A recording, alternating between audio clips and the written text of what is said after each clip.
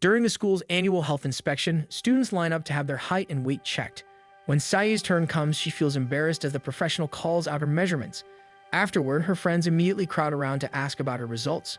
Feeling insecure, Sai tries to avoid them, but in her rush, she stumbles and accidentally breaks the door. Noticing her state, Koki approaches her with concern, helping her up and handing back her checkup form without even looking at it. They exchange a brief goodbye, and Sai quickly fixes the broken door in seconds, astonishing her friends. As they watch Koki leave, her friends begin whispering about how cool he looks, speculating that he might be a player. Sai immediately denies it, insisting he's not like that. Her friends then recall that Sai and Koki went to the same elementary school. Sai admits that even back then he was already cool, but he's changed a lot since. In truth, Koki wasn't just a classmate to her, he was also her first love. It's a long story, but what Sai remembers most is that she used to be the tallest in her class. Despite her height, she was quite cute, and students from higher grade levels adored her.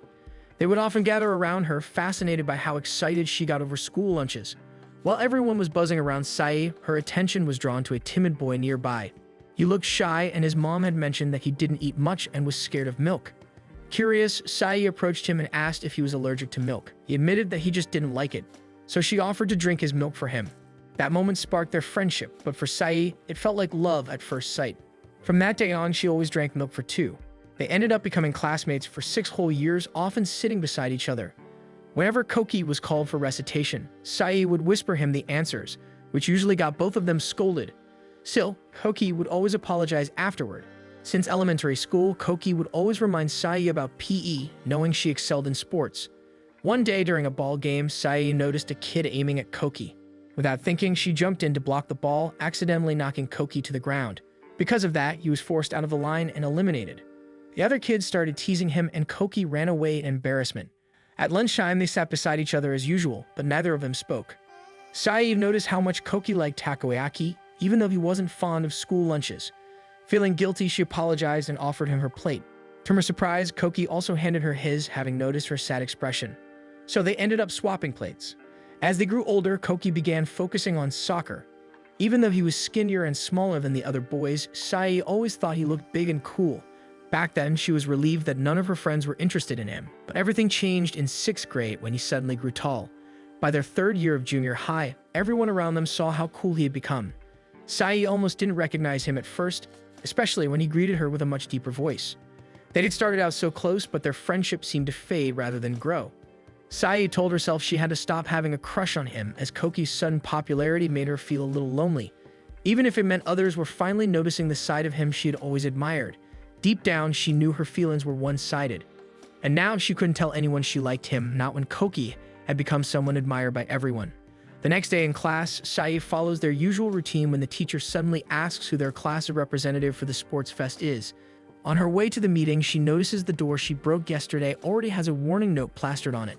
When she reaches the meeting room, she finds Koki there alone. His face lights up when he realizes Sai is the class rep for Class B. Soon, the other class reps also start arriving.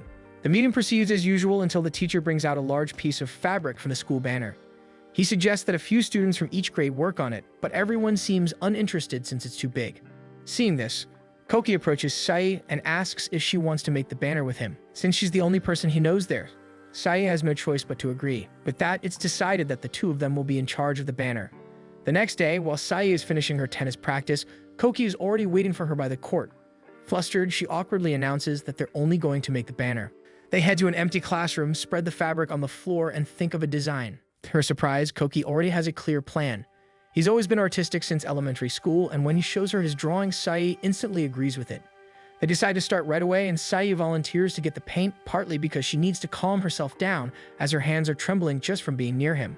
After calming herself, Sai heads back to the classroom, and in no time, the two of them finish the banner. Suddenly, an instructor walks in and scolds them for staying in the room so late. They quickly explain what they're doing and show him the banner. The teacher comments that the design might not be appropriate, but Sai immediately defends Koki's art. Seeing this, the teacher decides to bring the banner to the office and tells them both to head home. As they part ways, Koki suddenly realizes his bike key is missing. After searching everywhere, they still can't find it. Koki is about to give up and walk home, but Sai refuses to let that happen. She encourages him to think carefully about his morning. When Koki closes his eyes to remember, Sai becomes flustered just watching him. To her surprise, he finds the key in his pocket the entire time. Sai is relieved that Koki found his bike key, but it's already late. Koki offers to give her a ride home, telling her to hop on his bike. Sai immediately declines, worried about her weight, but Koki reassures her that it's fine. He even mentions that he often gives his soccer teammates rides and they're heavier than her, so it won't be a problem. As they ride home, their conversation flows naturally. They talk about the upcoming sports fest, with Koki mentioning how Sai is joining the relay because of her speed. Sai, however, secretly tenses up. Koki remembers exactly where she lives, and they end up reminiscing about school lunches, how he used to be picky but isn't anymore, and how lunches have improved now that they're in junior high. Suddenly, a loud popping sound interrupts them. The bike's tire bursts. Sai immediately apologizes, thinking it's because of her weight, but Koki assures her it's just a shard of glass. Despite this, he still insists on walking her home. Koki recalls how she used to let classmates go ahead during obstacle races and gently reminds her not to hold back anymore. As they walk, Koki casually brings up high school. Sai shares that she's going to North High, and to her surprise, Koki is going there too. They realize this is the first time they've talked this deeply in a long while, since they rarely ended up in the same class during junior high. When they reach Sai's house, she reflects on how easy their conversations are. Koki has always been someone who can talk casually with anyone. Even though she wasn't the one who found his key, he still offered her a ride home, because that's just how kind he is. The next day marks the start of the sports fest. A teacher asks Sai to move a huge pile of tug-of-war ropes and suggests she get Koki's help. But since he's surrounded by a group of girls, Sai decides to handle it alone. She struggles to drag the heavy ropes but refuses to interrupt him. Luckily, a few of her teammates arrive just in time to help her out. Then Sai is informed that the cavalry battle is about to begin. In this game, girls are carried by their teammates and try to snatch headbands from opponents on other teams. Sai is positioned at the bottom, supporting a girl on one leg while trying to stay balanced. Because the girls on top are fiercely battling, Sai ends up getting hit several times, but she refuses to let go and keeps holding her up until the end. Their team ultimately wins the match. As Sai catches her breath, she notices how the other girls still look composed and dazzling despite the intense game, while she herself looks completely worn out. The next match is the boys' cavalry battle, so Sai steps aside to give space for the audience. The game begins and Koki leads his team as their general cavalry. The match is intense, but Koki gives his all. In the end, he manages to take down the opposing general, securing victory for his team. The crowd erupts in cheers and Sai can't help but feel proud of him, even though their eyes don't meet. As the sports fest continues, the games proceed one after another. Sai participates enthusiastically, but when she draws her instruction card, it surprises her. It says, "Bring someone you love." Her eyes instinctively land on Koki, but she quickly shakes the thought away and decides to grab her friend Ray instead. They pretend to be in love as they run toward the goal. While resting, Sai wonders who could have snuck that card into the game, but before she can think further, Koki suddenly runs toward her holding his own card for the same scavenger hunt. She pretends not to hear him at first, but he keeps calling her name until he reaches her and pulls her along. They dash toward the leader who is about to read the instructions.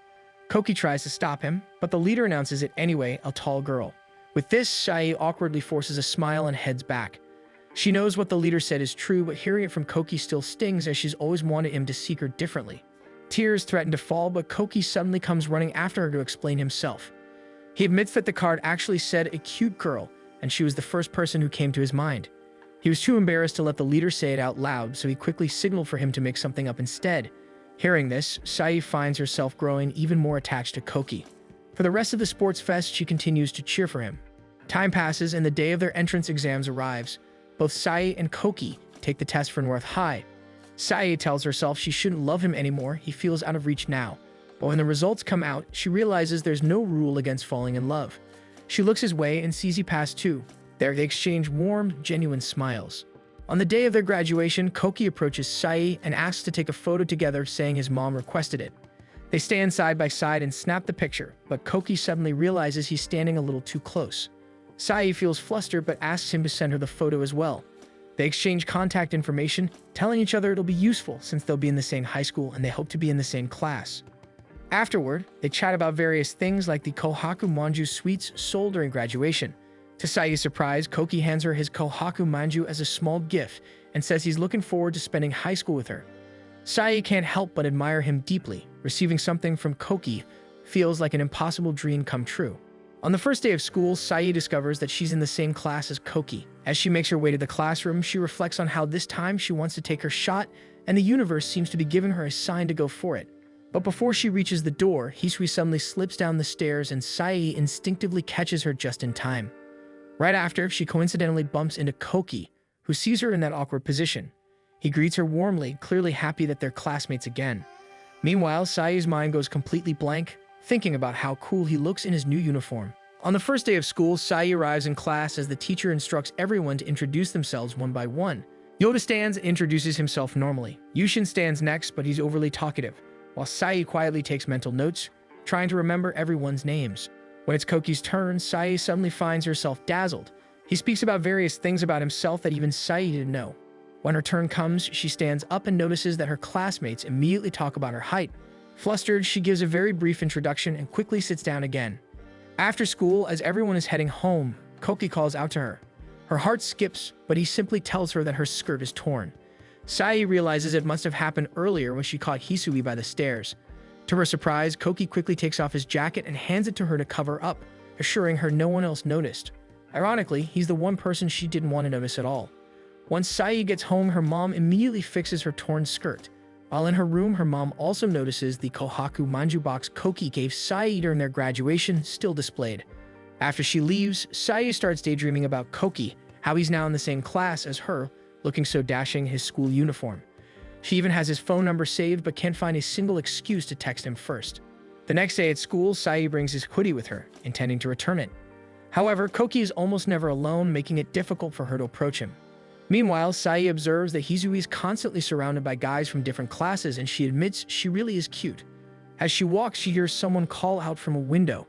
Looking down, she sees Koki waving goodbye to her from outside. Flustered, she rushes over to meet him. She comes downstairs and they accidentally bump into each other. Sai quickly apologizes and hands him the hoodie he lent her. Then Hisui calls out to Sai, thanking her for saving her earlier. The two finally have a proper introduction while Koki excuses himself and leaves. As they chat, Hisui comments on how close Sai and Koki seem, even gushing about how cool Koki is. Sai realizes that even in high school, people still think of him as the cool guy. Hisui continues talking about his introduction and shows genuine interest in getting to know Sai better. Before they part ways, Hisui asks for Sai's contact information. The next day, their teacher gives the class their first task as a united group, which is to pick up trash around the school tomorrow. Sai's group with Koki, Hisui, and 3 others. Yushin takes the role of Rube leader and Yoon comes up with nicknames for everyone. He calls Koki Mr. Handsome, but when it's Sai's turn, Yushin jokingly tries to nickname her Hachiro for being big. Sai grows uncomfortable, but Koki steps in and gives her a much better nickname. The team proceeds to come up with nicknames and discuss their task. When lunchtime approaches, Hisui suggests that they eat together. As they eat, Hisui can't stop talking about Koki, admiring his every action. She even asks Sai about him during their junior high days, but Sai quickly brushes off the questions. Meanwhile, Miyu appears uninterested and simply tries to steer the conversation back to class topics. The next day is their school cleanup day, so the group roams around campus picking up trash. Some areas are so full of trees and grass that they jokingly fear a bear might appear. During the activity, Yushin continues to make uncomfortable comments about Sai's height, which bothers her.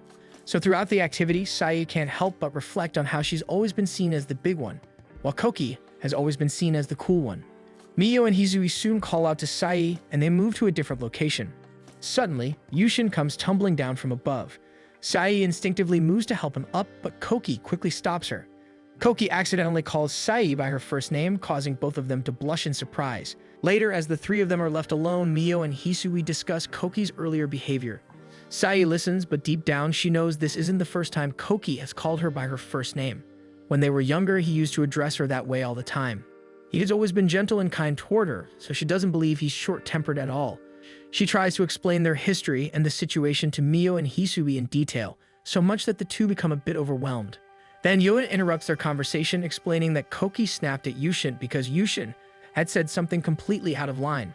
The girls try to press Yoda for details, but he refuses to reveal more. Before they can continue, both Koki and Yushin come running back to call them.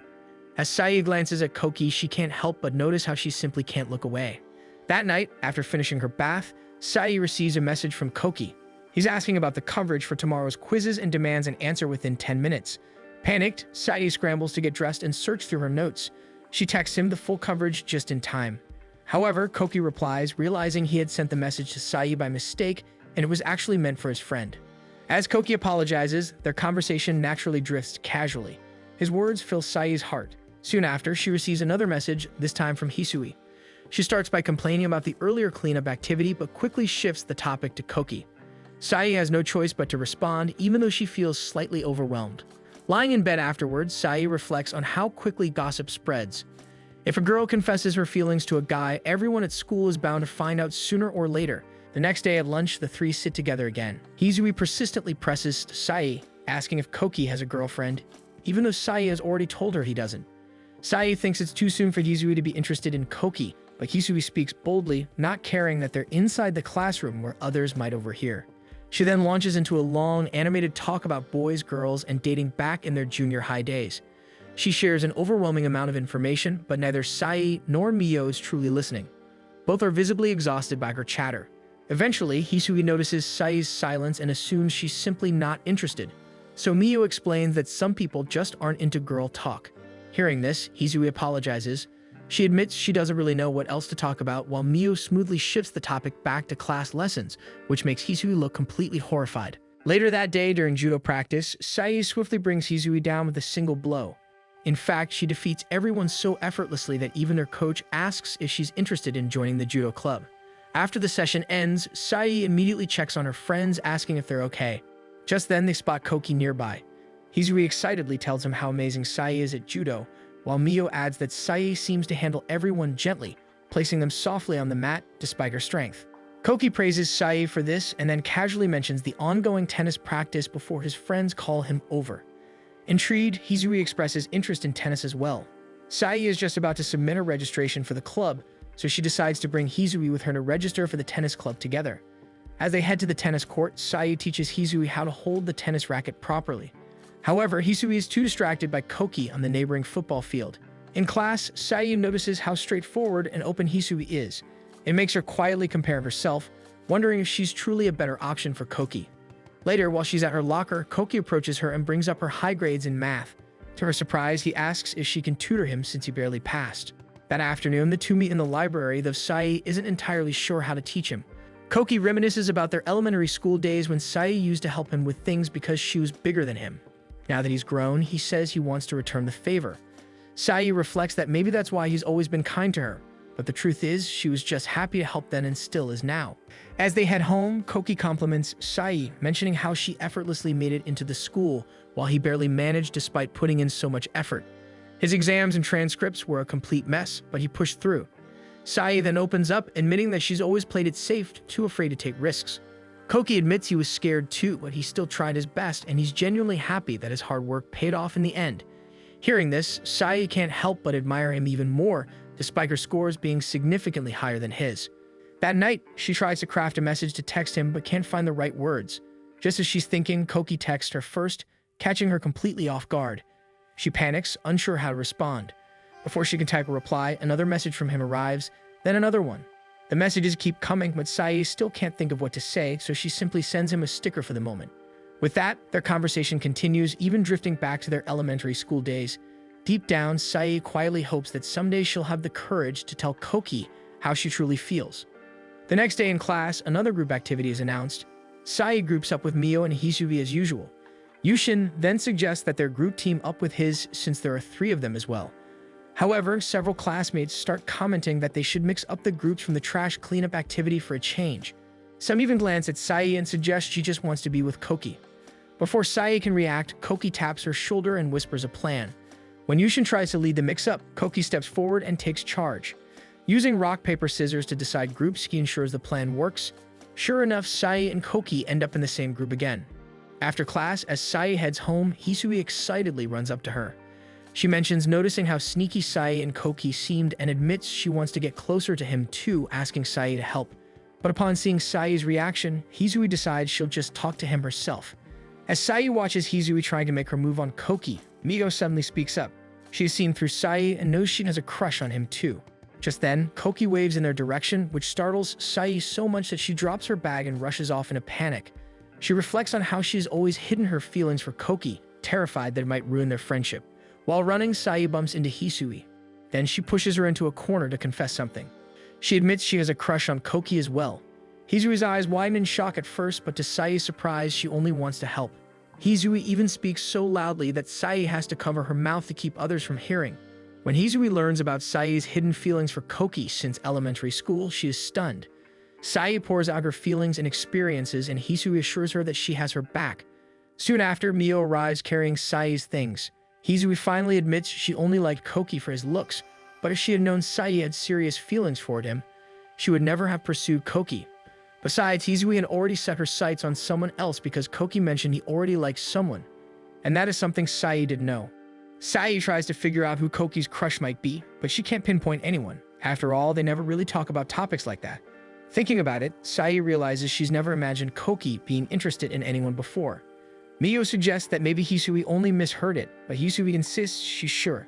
Even so, Mio believes Koki might have just said it without thinking. Rumors and hearsay can easily be twisted by personal bias, so she refuses to believe anything unless she sees it herself. With that, Hisui suggests that Sai ask Koki directly. However, for Sai, it doesn't really matter. She decides she'll just do her best regardless, and Hisui completely agrees with her decision. Hisui also brings up the upcoming school trip, pointing out that since they'll be grouped with Koki, it will give them more chances to talk more closely. That night, the girls are endlessly texting, all excited for the upcoming school trip. Hisui eagerly shares the latest gossip she overheard at school of both Sai and Mio don't seem particularly interested in it. Meanwhile, Sai quietly reflects to herself that she's scared of being rejected, but despite her fear, she still wants to try because she likes Koki so much. On the other hand, Hisui keeps chattering about the trip with Mio, not realizing Mio has already fallen asleep on the other end of the line. Meanwhile, Koki gets ready for the trip, and so does Sai. The next day, Sai bids her family goodbye. They cheer her on and remind her to bring back souvenirs. Soon, the bus arrives, and as she waits, Sai can't help but think about Koki. Even if he likes someone else, she's determined to take her chance. Hisui, as always, encourages her wholeheartedly, ready to support her no matter what. Not long after, the bus departs and Sai settles into a window seat.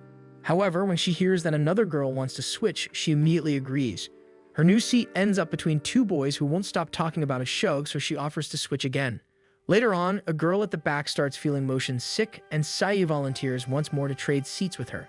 Throughout the ride, she keeps moving around, accommodating whoever needs help, until she finally finds a spot where she can stay. As she looks out the window, she remembers that Koki used to get motion sickness too. Then the bus suddenly fills with Yushin's loud singing, belting out a silly tune about waking up early for the school trip. From her seat, Sai can clearly hear the boys laughing and teasing each other. It reminds her of how Koki has always been like that, goofing around with his friends, so she never imagined him having a crush on anyone. Still, she quietly reassures herself that it doesn't matter. When they arrive at the hotel, the instructor tells everyone to leave their luggage and head straight to the training center. One girl starts feeling unwell after the ride, so Sai immediately offers to carry her things, not expecting it to be so many. That's when she spots Koki, who is also carrying his friend's belongings because the latter isn't feeling well. Watching him, Sai assumes again that he's perfectly fine now. Koki and his friends enter the building first while Sai follows behind, her arms completely full of her friend's belongings. She then realizes the door isn't automatic, so she tries to push it open with her foot. However, when she attempts to squeeze through, she ends up awkwardly stuck between the doors. Coincidentally, Koki is inside and spots her. Without hesitation, he rushes over to help. When their eyes meet, he flashes the same warm smile he used to give her back in elementary school, making it hard for Sai to imagine him liking anyone. Still, she silently reassures herself that it doesn't matter. A moment later, the owner of the belongings she's carrying comes over to thank her for the help. Later that day, the class gathers for lunch and Sai sits with her friends while sneaking glances at Koki's table nearby. She watches as he and his friends talk about the mystery meat on their trays, which Koki refuses to eat, making Sai realize he's still a picky eater after all. But to her surprise, someone else casually takes the meat from his plate and eats it for him.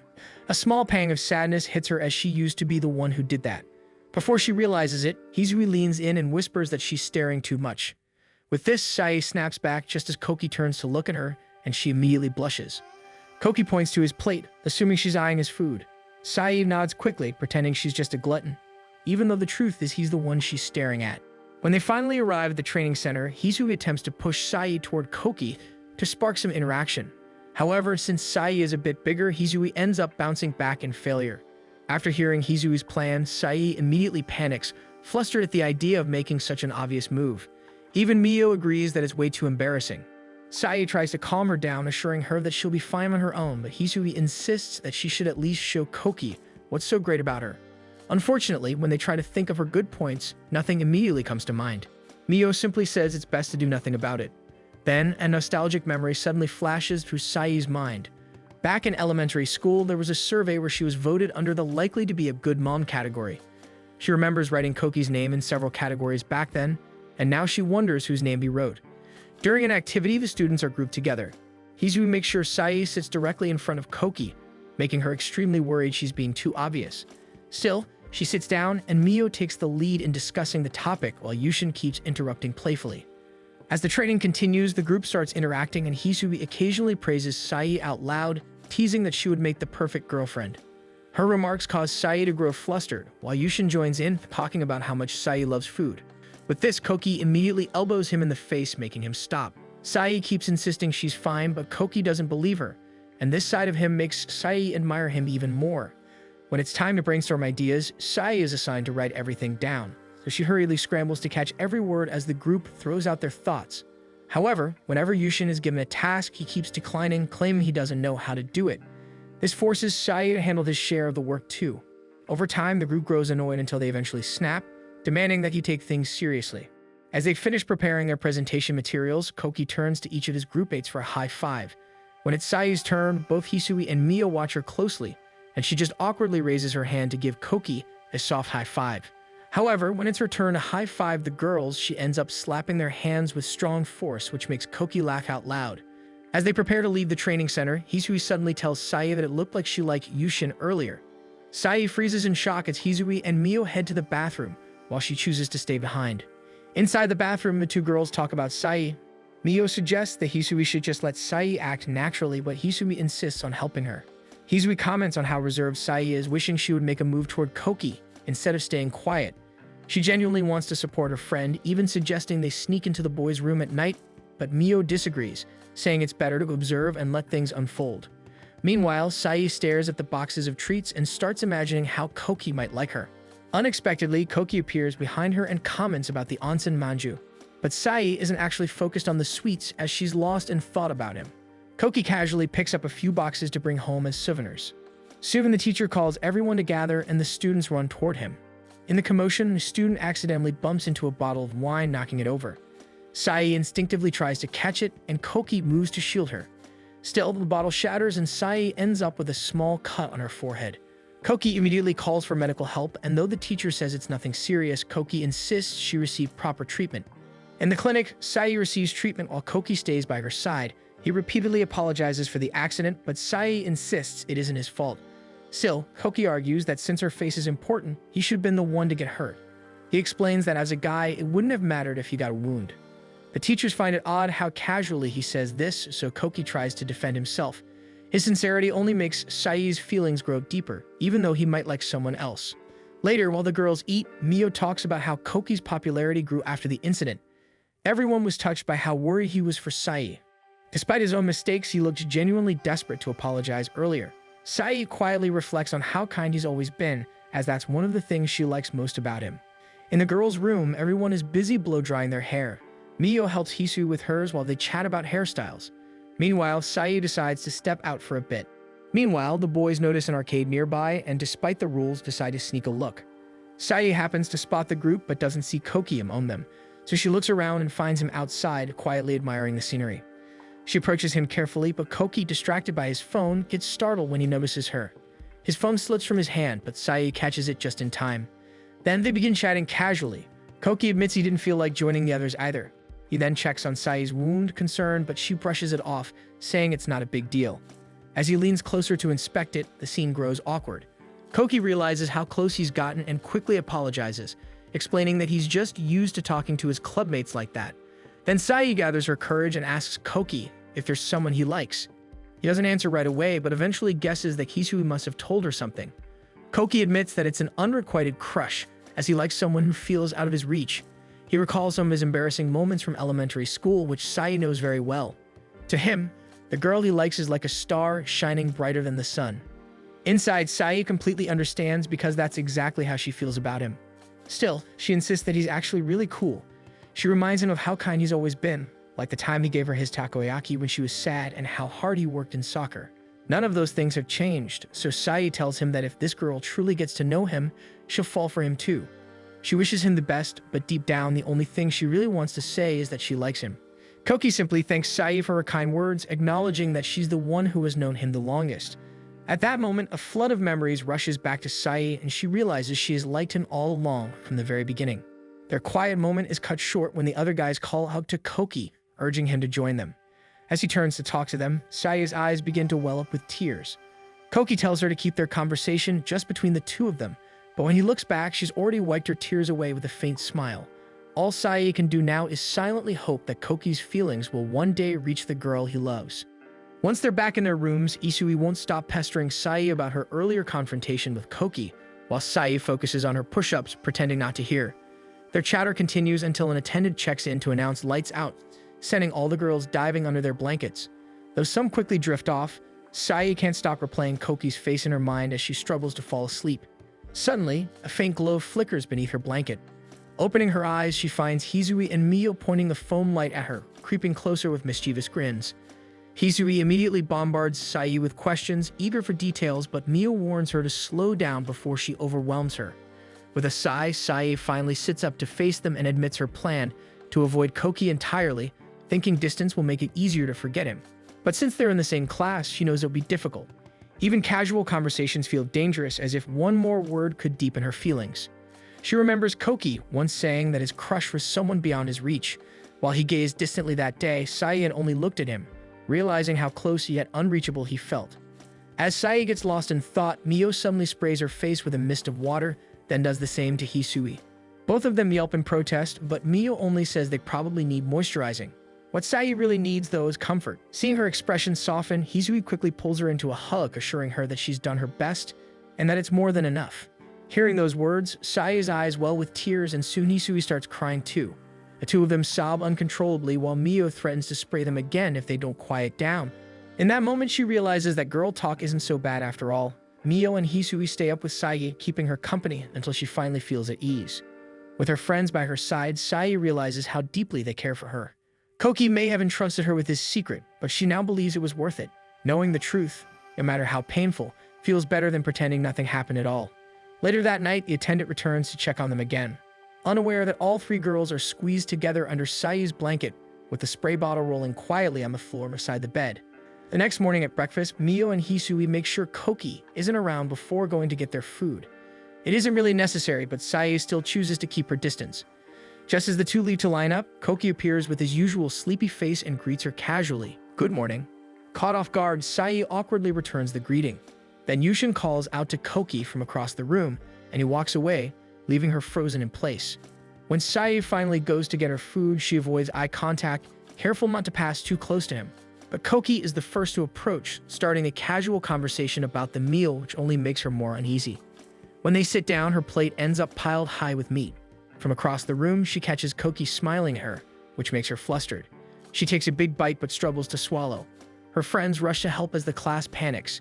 Even Koki stands up to check on her, but before he can reach her, Sai manages to gulp it down, avoiding disaster. The class gasps in awe at her iron throat, leaving her red-faced and mortified. Later, when it's time for group presentations, Mio suggests that Yushin handle their part alone. Thankfully, Koki volunteers to help him, and the two present together. While they speak, Sai can't help but glance at Koki before quickly turning away, but Hisui and Mio notice right away. As they gather for the bus ride, Sai keeps reminding herself not to get close to Koki. Even when he makes the whole bus erupt in laughter, she forces herself not to react. Watching her struggle makes Hisui emotional, so Mio quietly reminds her to stay strong for Sai. But Hisui's soft sniffles soon draw attention from nearby students who lean over to ask if she's okay. Mio quickly waves them off, saying everything's fine. As Sai hides her feelings, the weight in her chest grows heavier. Still, she tells herself everything will be fine, just like before. She knows that giving her all might leave scars, but that same effort could also bring slow, steady healing. Deep down, she believes she'll get over it someday. Noticing her unease, a classmate offers her a bottle of water, but she declines, pretending she's just sleepy from staying up late. Mio and Hisui quickly back her up, teasing about how little sleep they got from their girls' night. Later, during their final activity, the instructor reminds everyone to stay hydrated. Some girls compliment Koki's flawless skin, and he laughs it off, saying it's just from getting enough sleep. Meanwhile, Sai keeps her distance, studying the map quietly until Koki approaches again, striking up small talk about the area. When Sai glances up and catches his smile, she freezes, realizing her plan to avoid him isn't working at all. Soon, the instructor announces their next challenge, a 10-kilometer race through the forest all the way to the memorial tower and back. Students must pair up randomly in boy-girl teams. Sai quickly scans the crowd and spots Yoda nearby, rushing to ask him before anyone else can. Though hesitant, Yoda eventually agrees. Meanwhile, Koki looks around for Sai, worried because she seemed pale earlier. He approaches Mio to ask about her. Calmly, Mio tells him that Sai already paired up with Yoda. Koki looks puzzled, not understanding why, but Mio reminds him they're seatmates and then suggests that he partner with her instead. As everyone stretches, Sai steals herself. She's determined to avoid Koki no matter what, even if it seems rude. Noticing her tension, Yoda quietly asks if she's sure she can run, but Sai insists she's fine. Ironically, it's Yoda who looks like he might not make it. When the teacher gives the final announcement, the class lines up at the starting point. But Sai can't clear her mind of Koki. She keeps wondering who his crush might be, and why he seems so confident now when he used to be shy. Lost in thought, she doesn't even notice the whistle until Yoda calls her name. Startled, she begins to run, but stumbles on her first step. Luckily, Yoda catches her just in time before she falls, and they continue running together. Several classmates speed past them, but Sai and Yoda push on, refusing to give up. Suddenly, someone screams, claiming there's an eel on the path. They stop, only to find a twisted stick. Sai tosses it aside so no one else panics. Then they spot a small wooden box lying nearby. It's a fallen bird's nest box. Concerned, Sai and Yoda decide to return it. Sai kneels to give Yoda a boost, but he refuses, saying it should be the other way around. They bicker until Koki and Mio arrive, curious about the commotion. After hearing their explanation, Yoda gives Koki a boost instead. Koki climbs carefully, setting the nest box back in place. When he looks down to ask if it's straight, Sai only mumbles a response and turns away. As the four continue along the trail, Sai silently apologizes for acting distant. It's the only way she knows to hide her feelings. When she notices Koki's shoelaces untied, she quietly tells Mio to inform him. Mio realizes just how observant Sai truly is, though Sai herself doesn't notice. She's simply gotten so used to watching Koki that even the smallest details stand out. She recalls how he used to struggle with shoelaces in elementary school, but now she knows she has to start letting go of those memories one by one. The next task involves rowing across a stream in boats, working in groups of 4. The class groans in protest, but there's no way around it. As groups form, Sai ends up without a team. Hizui urges her to squeeze into theirs, but Sai insists she'll go alone. When she tries to push the boat into the water, she realizes how heavy it is, just as Koki steps in to help. Coincidentally, he's also the last one without a partner, so they end up together. Despite starting last, they quickly catch up with the others. Hizui notices them sharing the same boat, and while some classmates tease that it looks romantic, Mio can tell it's not. The way Sai rows looks more like she's racing the world itself. After a while, Koki tells her to slow down. They're already far ahead. With no escape left, Sai has to face him. Koki starts chatting about random things, and the more they talk, the more Sai feels herself sinking deeper.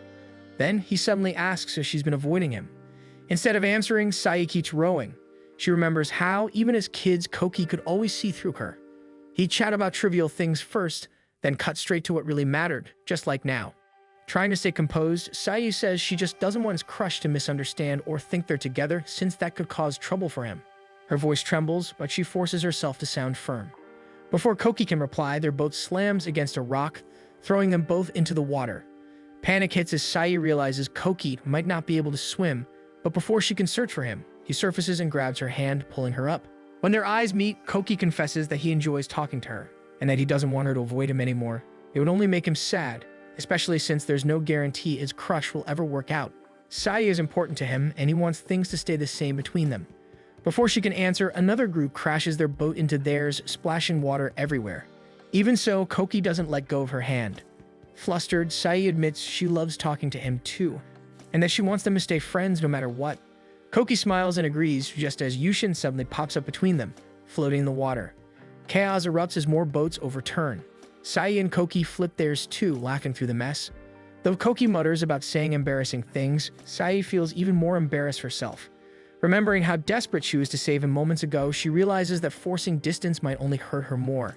Still, for now, she decides to stay by his side a little longer. On the ride home, Yushin asks to sit beside Sai, saying it's easier because she doesn't feel like a girl. Before long, he falls asleep against her shoulder, leaving her frozen in awkward silence. Just then, Koki walks by, notices them, and without hesitation wakes Yushin, dragging him to sit beside him instead.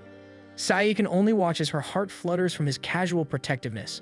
Now, the only thing on her mind is how she's going to explain to Hisui and Mio that she and Koki are friends again. The next day, the class goes through their regular checkups once again, and Hisui immediately asks about Mio and Sai's health. Sai feels relieved to learn that she's only grown a centimeter taller, meaning her growth is finally slowing down. Her weight, however, has skyrocketed, no surprise since she still can't resist eating a lot. As Sai arranges the checkup results on the table, Yoda approaches to greet her. Before she realizes it, a sudden gust of wind blows through the room.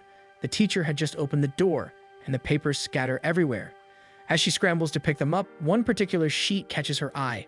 It's Koki's checkup result, and she's startled to see his grip strength score. It's incredibly high. Her thoughts are cut short when Yoda calls out, thanking her for pairing up with him during their school activity. He admits he hadn't known who to team up with, and had simply wandered around until she invited him. Just then, Koki passes by, flashing his usual bright smile. Sai's heart skips a beat as memories from their school trip come flooding back, memories of how she'd gotten her heart broken by him twice. Later, during break, Hisui insists that Koki is a bad guy, unwilling to accept that Sai and Koki have become friends again. Mio tries to calm her, reminding her to respect Sai's choices. Still, Hisui argues that as long as Koki doesn't let Sai go, she'll never be able to move on or find someone new. Sai reassures them that she'll be fine, that she can move on even while being friends with him. In the past, she thought she had no chance at all, but now that she knows Koki genuinely sees her as a friend, she's grateful. That afternoon, their instructor announces the upcoming class versus class jump rope tournament, leaving everyone stunned. None of them understands why such an event even exists, but since it's on the official school calendar, they have no choice but to participate. The class needs one boy and one girl to swing the rope, and when the teacher's gaze lands on Sai, the rest of the class follows suit. Unable to refuse, she reluctantly agrees. For her partner, the instructor insists on choosing someone from the sports club. That makes Sai nervous. She barely knows any boys outside her small circle. Just as she's fretting, Koki unexpectedly volunteers to be her partner. Sai freezes in disbelief, while Yushin gets assigned as the official jump counter. During PE, they head to the school gym to practice, but Sai and Koki arrive first. Koki immediately notices how hot it is. The windows are all shut. Because of the heat, Sai decides to change into her shorts. She turns her back to Koki and starts pulling off her pants, making him panic in shock. Sai quickly explains that she's wearing shorts underneath, but his startled reaction makes her flustered. Laughing it off, she teases that it's fine since they're friends, and hearing that word makes Koki smile despite himself. When the rest of the class arrives, it takes a while before everyone gets moving, still awkward and out of sync. Fortunately, Yushin's loud personality helps lighten the mood, and soon he rallies everyone to start. Once he gives the signal, Sai and Koki swing the rope in perfect rhythm while their classmates jump in time. Sai struggles at first, especially since some classmates are taller, forcing her to put in extra effort to keep the rope moving fast enough. When the count passes 10, someone accidentally steps on the rope, stopping their attempt. Yushin encourages everyone to keep going. It's only their first try. They restart, but Mio trips on the rope again, and the same thing happens on the next attempt too. Each time they start over, the class fails on the very first jump, with Mio tripping repeatedly. Suddenly, loud cheers erupt from the neighboring class. They've reached 30 successful jumps. Sai's class can only stare in envy before the bell rings, signaling the end of practice. Disappointed, they quietly file out of the gym. As they walk, Yushin starts teasing Mio about her constant mistakes, but Koki stops him with a light kick to the foot, making him shut up. Behind them, Hisui fumes, knowing Mio didn't mean to trip, but Mio admits that Yushin's words weren't wrong. After class, Sai heads toward her club practice, but notices Mio still in the courtyard practicing her jumps alone. Concerned, Sai approaches and asks what's wrong.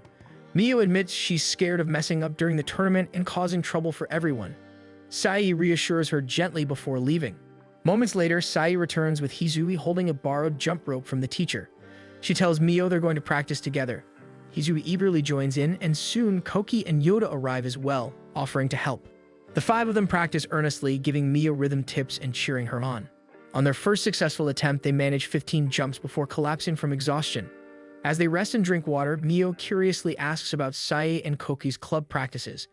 Koki explains that he's doing self-training today, so he's free, while Sai hurriedly excuses herself to inform her seniors that she won't be attending practice after all.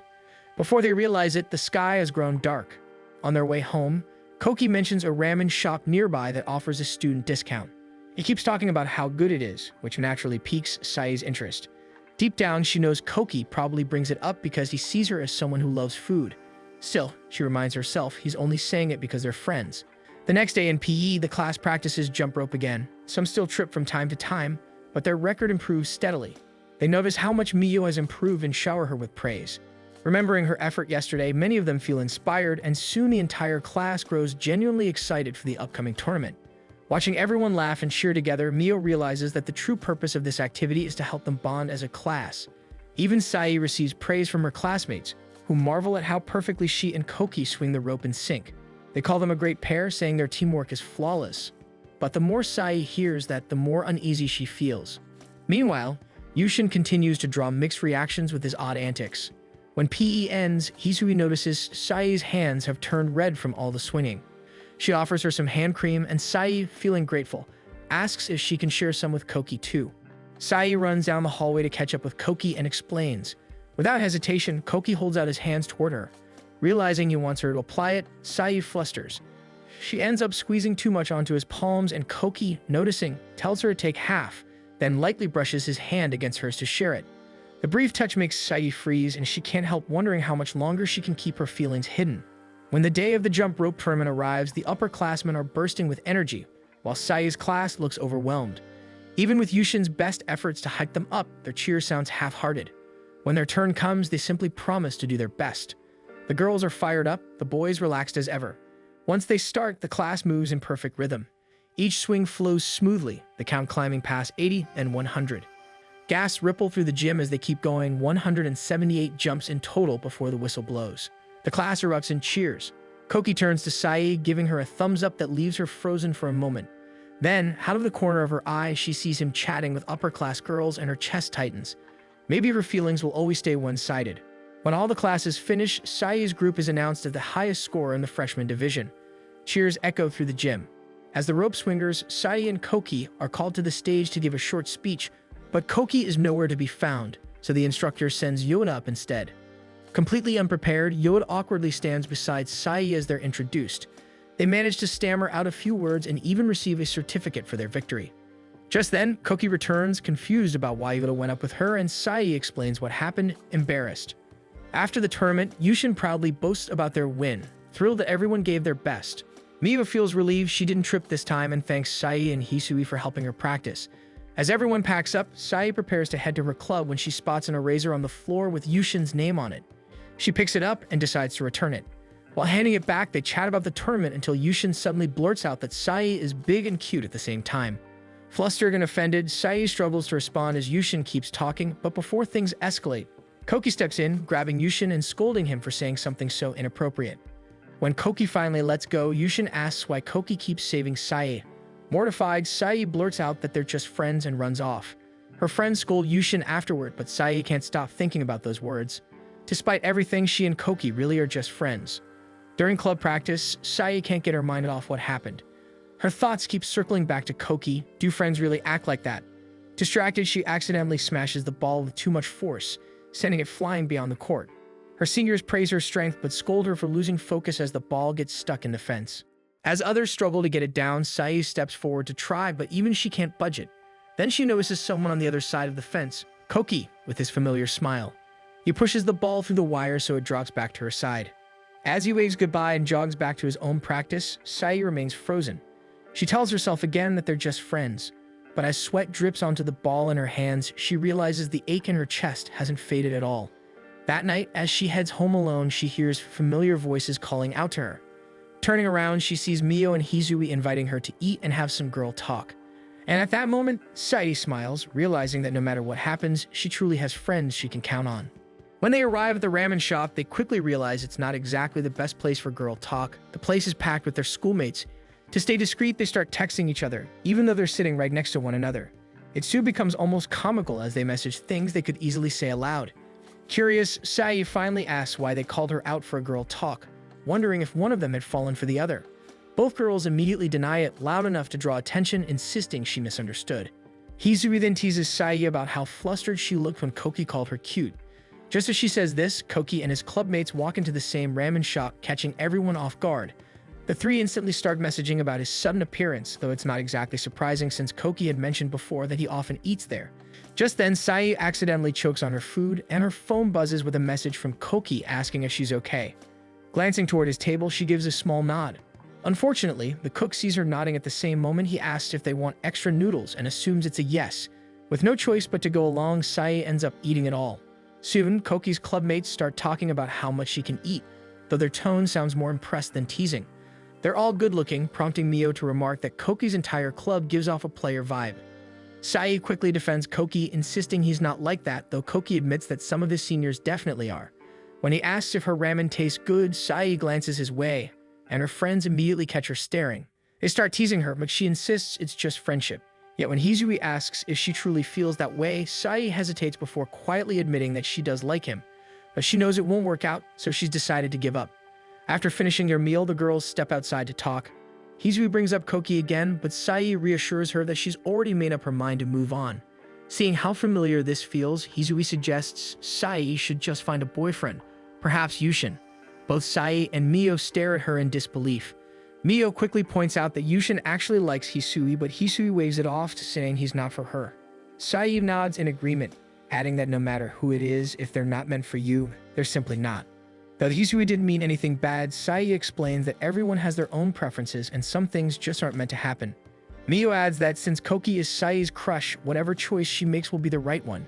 She reminds her that feelings can change over time, but promises to always be by her side. For Mio, being able to support someone is new, so she thanks Sae for helping her during their jump rope training, swearing she'll never forget it. Hisui then chimes in with a joke, making the three of them laugh and share a heartfelt moment together. The next morning, Sae stays home after her mother calls her teacher to say she overate the night before. Meanwhile, Mio and Hisui keep texting her for school updates.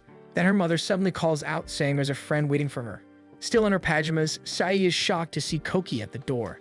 He explains that he came to lend her his notebook full of class notes and adds that he heard from the teacher that she overate, which makes Sae die of embarrassment. As Koki talks about class updates, Sae finds it hard to focus. When he asks if she's feeling unwell, she quickly assures him she'll be fine and will return to school tomorrow. Before leaving, Koki bids her goodbye, and Sae secretly hopes her mom mentioned who her visitor was. When she finally opens Koki's notebook, she notices a note inside written in Japanese. "Are you trying to give up on someone you like?" Sae freezes, realizing that the message she meant to send to her friend's group chat last night was accidentally sent to Koki instead. Panicking, she starts thinking of ways to play it off. The next day, Sae returns to class, greeted by her classmates' worried faces, which only makes her more embarrassed. Even Yoda checks on her. During attendance, she learns that Koki is absent due to a sprained ankle from practice. That day, Sae decides to visit him after class. As she walks to his house, she recalls a memory from elementary school when they and a few friends hung out there. She brought snacks, and even though Koki never drank soda, he tried the one she brought. When Sae arrives, Koki greets her warmly. She first checks on his injury before returning the notebook he lent her. To her surprise, Koki immediately flips it open and spots her written reply to his question. His eyes widen as he realizes Sae really is trying to give up on someone. Flustered, Sae turns to leave, but when Koki tries to stop her, he almost falls from his sprain. Luckily, she catches him just in time. In that moment, Sae realizes she can't hide anymore. Deep down, part of her truly wanted Koki to know how she felt, even if only indirectly. Koki continues talking about the guy Sae likes, but she can't bring herself to admit that it's him. Instead, she says the guy she likes doesn't feel the same way. Hearing this, Koki encourages her to tell him anyway. His unusually serious tone makes Sae admit she's afraid it might make things awkward between them. But Koki shakes his head and says that if he gets awkward because of it, then he's not worth it. Sae is taken aback, wondering why Koki cares so much. That's when he confesses that he's been watching her for a long time. Back in elementary school, she was always dependable, so teachers often asked her to help struggling classmates, and he had been one of them. He admits he felt guilty for holding her back. Finally, Koki tells her that even if that guy rejects her, he'll still be there for her. Sae is already on the verge of tears when Koki's mother suddenly walks in.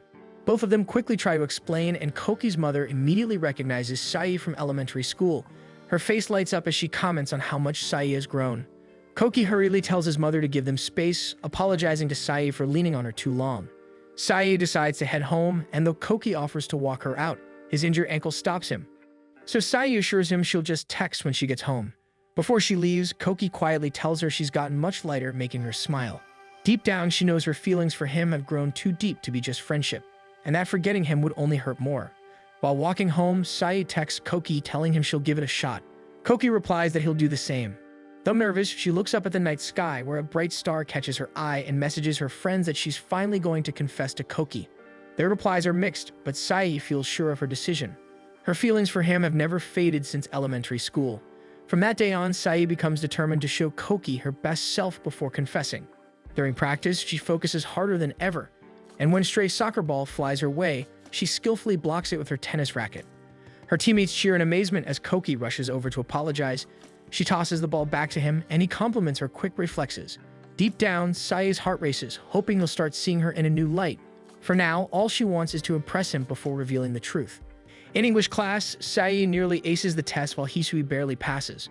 Sae can't help but worry about Koki, knowing English is his weakness. True enough, when she glances his way, he looks gloomy. Then their teacher announces the upcoming English festival, where every class must perform a play entirely in English. When it's time to choose a story, Sae secretly imagines Koki as the prince. Then Mio steps forward and suggests the Wizard of Oz. Since no one has a better idea, the class finally agrees. To everyone's surprise, the teacher hands Yoda the book and assigns him to write the script. Yushin wonders why, but it's obvious. Yoda's one of the smartest in class. He was even chosen once to deliver a speech meant for the top scorer during the entrance ceremony. Still, writing a script overnight is no small task, so Mio offers to help. Yoda declines, confident he can handle it alone. Sae can't help but admire his intelligence. Next, the class focuses on casting. Since Yoda and Sae both scored high on the English test, they're automatically included. Hisui gets the lead role, while Koki lands in major part 2, though he looks nervous because of his weak English. During the vote, Sae is the only one who votes for him, earning sympathetic looks from their classmates. Meanwhile, Yoda uses his privilege as scriptwriter to add a prompter role for both himself and Sae, reasoning that she might not be comfortable on stage. Soon, they begin the read-through. Yushin once again makes everyone uneasy with his over-the-top energy as the lead. Hisui and her partner start their lines but keep forgetting parts, so Yoda helps them remember. While following along, Sae notices how glossy the scripts are and curiously asks about them. Yoda explains that he laminated them so they're water-resistant, joking that they could even double as umbrellas. When it's Koki's turn, he struggles to pronounce even the simplest lines. His classmates exchange unimpressed looks, and Yushin takes the chance to tease him, knowing full well how much Koki struggles with English. Watching him stumble makes Sae feel guilty for voting him into the role. As they pack up, one classmate spots a script left behind. When they open it, Sae immediately notices the pages filled with handwritten pronunciation notes beside every English word. It's Koki's script. Since her tennis club practices near Koki's field, Hisui teasingly suggests Sae return it to him herself, adding a playful wink. In the locker area, Sae runs into Koki and quickly returns his script. Just then, a few classmates pass by joking about his poor English, making Koki's expression drop. Sae knows how hard he's been working, so she reassures him that everything will be fine. Koki admits he feels like he's always relying on her, but Sae smiles and tells him she actually enjoys helping him. Hearing that, Koki suggests they practice some of his lines together, and Sae agrees. They decide to meet on Sunday at a park near their old elementary school. Before leaving, Koki gets called by his clubmates waving goodbye. Sae, left behind, feels her heart flutter. It'll be their first time hanging out alone together. When Sunday arrives, Sae shows up at the park wearing an outfit she spent forever choosing. Looking around, memories from elementary school flood back of all the times she and Koki came here to play. Though she still wants to confess her feelings, today she's focused on helping him out. An hour passes, but Koki still hasn't shown up. Just as worry begins to creep in, rain starts pouring. Remembering Yoda's joke about the laminated scripts, Sae weakly shields herself with it. Suddenly, her phone rings. It's Koki. His voice sounds rushed and apologetic as he says he's on his way. Sae feels guilty, realizing he must be hurrying because of her. Moments later, Koki arrives on his bike, drenched from the rain. Without hesitation, he takes off his jacket and places it over Sae, even though it leaves him completely soaked. When Sae protests, Koki reminds her that they're not kids anymore, and now he wants to protect her too. Hearing that, Sae suddenly feels like a child again. They decide to find shelter, and even though Koki has his bike, he chooses to run beside Sae instead. Deep down, Sae knows they're no longer grade schoolers because she can tell Koki is slowing his pace just to match hers. When they finally find a place, Sae feels nervous sitting close to Koki, and because she notices how he rushed to get there, she wants to hand him a towel. At the same time, Koki is about to hand her one too, so they end up dropping their towels, and as they bend to pick them up, their foreheads bump, making Koki laugh at how perfectly in sync they are. Later, Koki mentions how Sae still treats him like they're in elementary school, even though she doesn't see it that way. He points out how she worried about him catching a cold, which she probably wouldn't do with other guys, though he admits it's hard to change the image she has of him from back then. Yet deep down, Sae doesn't think that way at all. Just then, Koki hands her a pack of snacks, encouraging her to try it, so she reluctantly accepts.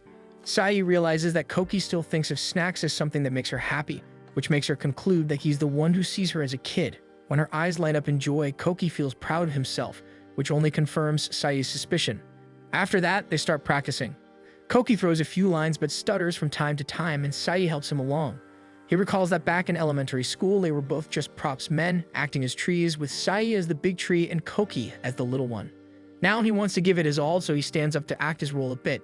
As he practices, Sai can't help but think about how much she likes Koki, whether as a tree or a lion. After their practice, Koki improves significantly, and Sai reflects on how she still hasn't confessed her feelings to him.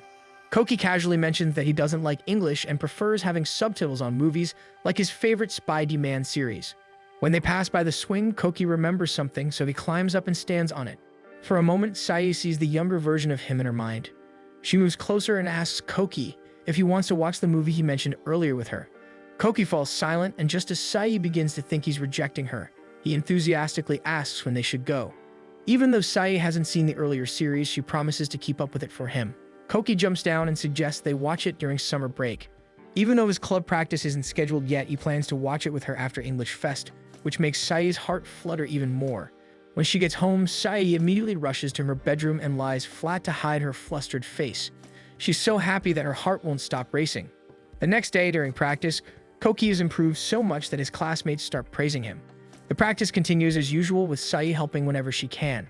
However, Yushin seems to be taking the lead again, checking in with the props team at the back. Koki approaches Sai and says the play is going smoothly, promising that he will do his best too. With that, Sai can only smile, silently hoping he gets exactly what he wants. When English Fest finally arrives, everyone gushes over Hisui, who looks fantastic as the main lead. From afar, Sai can only watch in envy, feeling that her own black outfit makes her look bigger. However, when she turns to Yoda, the same black shirt makes him look leaner. Koki, on the other hand, wears a massive lion costume which doesn't look right on him. Soon her class is called to get ready for the play, and although Yushin tries to cheer everyone up, he only gets weird stares in return. As the play begins, Hisui opens the story flawlessly, and Koki performs well as the lion too. Sai notices he isn't stumbling at all, so she assumes he practiced really hard. In the middle of the play, Sai suddenly notices a group of guys whispering to each other. They're seated close to the stage, and one of them has his phone camera pointed upward right where Hisui is about to walk. Sai immediately understands what they're trying to do and rushes over to cover Hisui, but her knee gives out and she falls off the stage. Even so, she gives them a warning glare that sends them running off.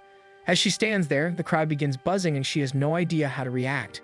Luckily, Koki calls out to her and helps her back up onto the stage.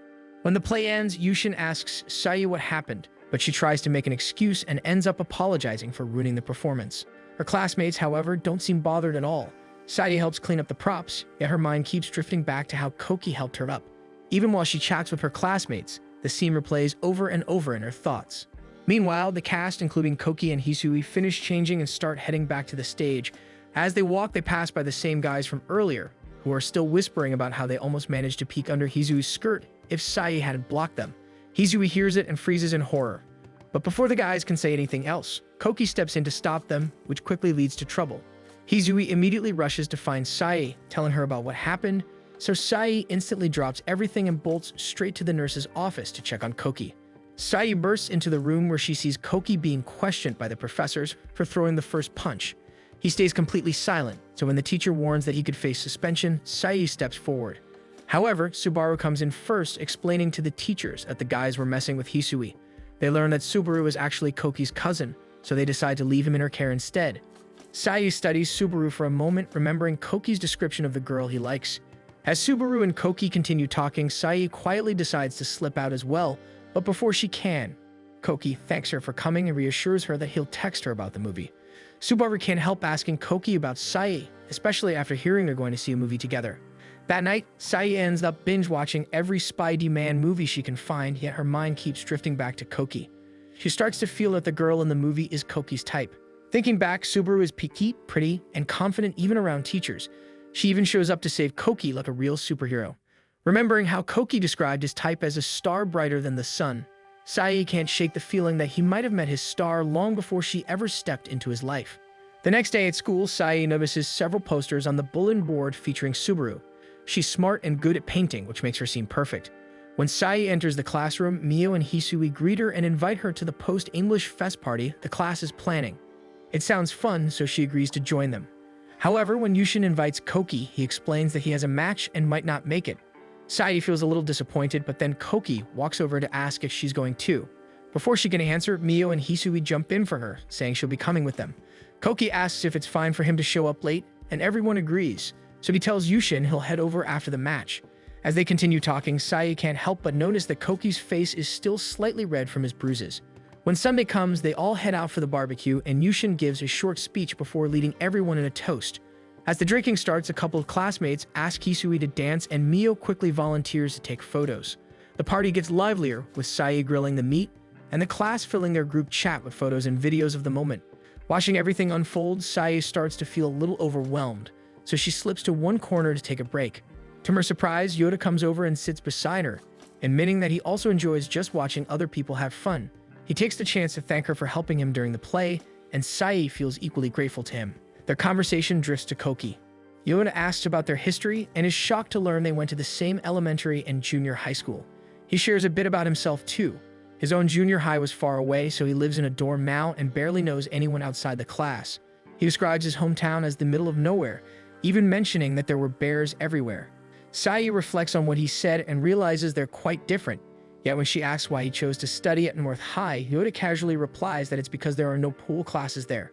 Sae didn't even know that, but the moment he says it, she feels relieved since swimsuits have always been one of her insecurities. Yoda then admits he has insecurities too. No matter how much he eats, he never gains weight. To prove it, he shows her his arm, pointing out how thin it still is despite working out. Without thinking, Sae lifts her own arm beside his to compare, which makes Yoda laugh. Just then, two classmates walk over and ask if Sae and Yoda are dating, and both of them hesitate before answering that they're not. Even so, the two classmates continue teasing until Hisui steps in to stop them. Surprisingly, Yoda calmly says he isn't bothered at all. At that moment, Koki arrives and catches them in an awkward scene, so Sae quickly gets up and offers to get him some meat. While getting the meat, Sae wonders if Koki heard any of that, and she also can't help feeling curious about Yoda, who's still hard to read. But the moment she spots Koki from afar, it feels like the whole place brightens. Distracted, she doesn't even notice that the meat is already burnt. Yoda also lets her eat it, thinking she likes it that way, but the truth is, she was really just zoning out. As the party is about to end, Yushin calls the cast to share a short message.